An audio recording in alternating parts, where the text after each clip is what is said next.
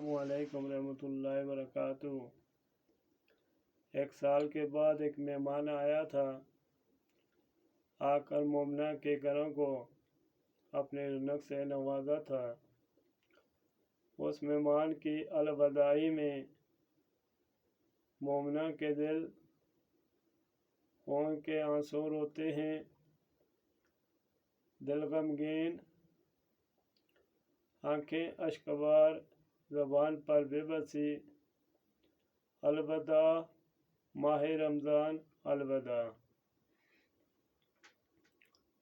اس مہمان نے آ کر مومنہ کے دلوں کو روشن کیا، سب کو ایک دسترخوان پر بٹھایا، نفرتیں محبتوں میں چینج کر کے تبدیل کر کے خوشیاں کے انوار لگائے، رحمتوں کی برسات بچائی، چہچہ رسول صلی اللہ علیہ وسلم کا جگمگایا، اور خود مہمان نظر نہ آیا، اب جانے کا قصد کیا۔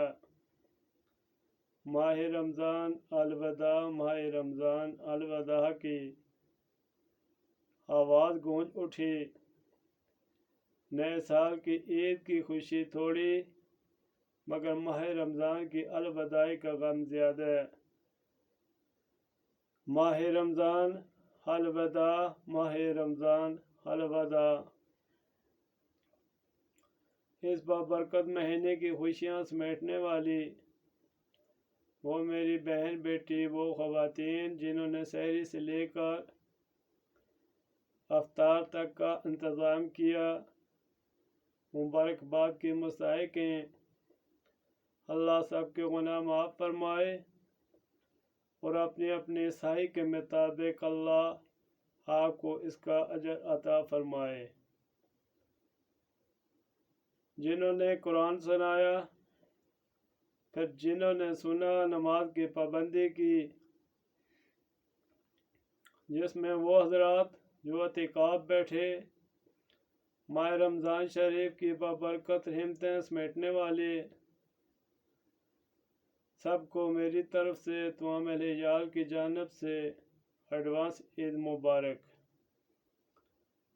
ایک سوال ہے کہ کیا روزے کی حالت حیض آ جائے تو روزہ رکھنا ہوگا؟ حیض کے دنوں کی جو نماز ہے اس کی قضا ہوگی، شرعی حکم کیا ہے؟ حضرت عائشہ رضی اللہ عنہ نے کہا کہ نبی اکرم صلی اللہ علیہ وسلم نے فرمایا کہ جب حیض آئے نماز چھوڑ دو، جب ختم ہو جائے غسل کر لو، نسائی، اور نماز شروع کر دو۔